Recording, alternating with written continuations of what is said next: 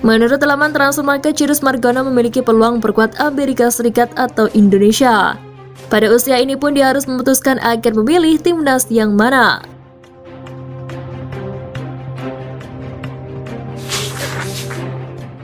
Masa depan sepak bola Indonesia cerah, mafia liga dibuat gigit jari. Gelaran Liga 1 Indonesia musim 2023-2024 akan menggunakan wasit-wasit terbaik asal Jepang. Hal tersebut merupakan hasil dari penandatanganan kerjasama atau Memorandum of Understanding atau MOU antara PSSI dan GFA dilangsungkan di Jepang pada Senin 22 Mei. Sebelumnya PSSI dan Federasi Sepak Bola Jepang resmi menandatangani kerjasama. Hal itu disampaikan oleh Erick Thohir yang menjadi wakil dari PSSI dalam pertemuan dengan Federasi Sepak Bola Jepang tersebut. PSSI di bawah pimpinan Erick Thohir ini memang tengah bertekad membenahi sepak bola tanah air. Terdapat 3 poin kerjasama yang menjadi kesepakatan antara PSSI dengan GFA. Poin pertama, PSSI meminta bantuan GFA untuk membina timnas Indonesia Putri. Dilansir dari laman PSSI, GFA sendiri berhasil dalam mengembangkan sepak bola putri di negaranya. Bahkan mereka berhasil menjadi juara dunia. Erick Thohir juga meminta agar GFA mengirimkan salah satu pelatih terbaik mereka demi mengangkat prestasi timnas putri Indonesia. Poin lainnya adalah soal peningkatan kualitas wasit. Erick Thohir juga meminta kepada Tashima Koso untuk mengirimkan wasit asal Jepang untuk membantu liga lokal.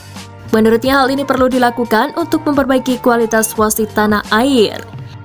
Untuk saat ini Erick Thohir tengah menunggu nama-nama wasit yang akan direkomendasikan oleh Tashima.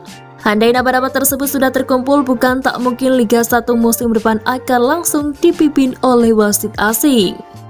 Poin berikutnya, kerjasama dengan pihak Liga Jepang atau J-League sebagai benchmark alias tolak ukur untuk kompetisi sepak bola Indonesia.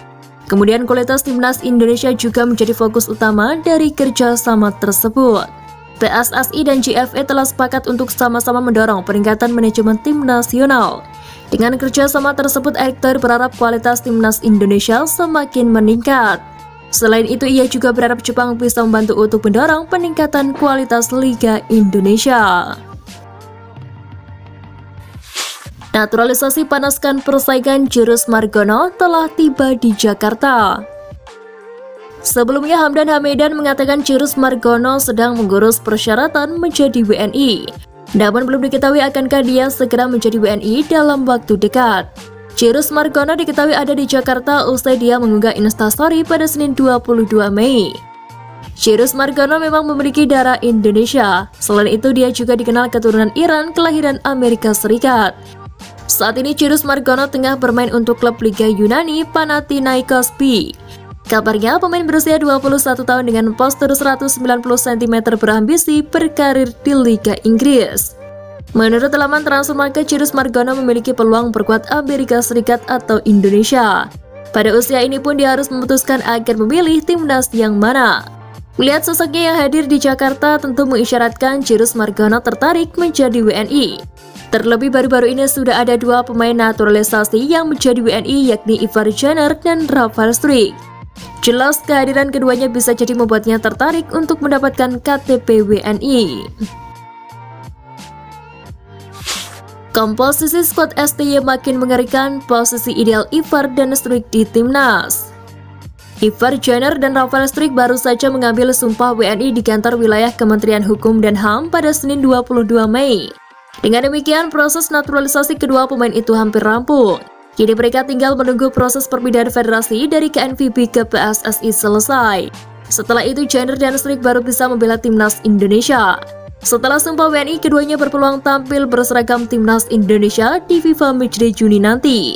Sebagai informasi, Jenner merupakan pemain keturunan Indonesia Belanda yang tengah membela klub kasta kedua Liga Belanda FC Ultra U21. Pemain berusia 19 tahun itu cukup sering tampil bersama klubnya musim ini. Jenner berposisi asli sebagai gelandang. Jika dipilih pelatih Sintang untuk tampil di FIFA Matchday Juni, pemain berusia 19 tahun itu bisa saja bekerja sama dengan Mark Lok dan Marcelino Ferdinand di lini tengah. Di lain sisi, Rafael Struijk tergabung dalam skuad klub kasta kedua Liga Belanda ADO Den Haag. Musim ini pemain berusia 20 tahun itu lebih banyak tampil bersama Ado Den Haag U21. Struijk hanya mencatatkan 2 penampilan bersama tim senior Ado Den Haag musim ini. Struijk berposisi asli sebagai winger kiri, namun dia juga bisa ditempatkan sebagai striker ataupun winger kanan. Pemain kelahiran Legendam 27 Maret 2003 itu sempat dipasang pelatih Sintayong sebagai striker utama di laga uji coba Timnas Indonesia U20 beberapa waktu lalu. Jika Struijk terpilih untuk membela Timnas Indonesia Senior di FIFA Matchday Juni, dia bisa bersaing dengan Eki Maulana Fikri, Witan Sulaiman, hingga Sadil Ramdhani di posisi winger. Menarik untuk melihat penampilan Janner dan Struijk berseragam Timnas Indonesia nanti.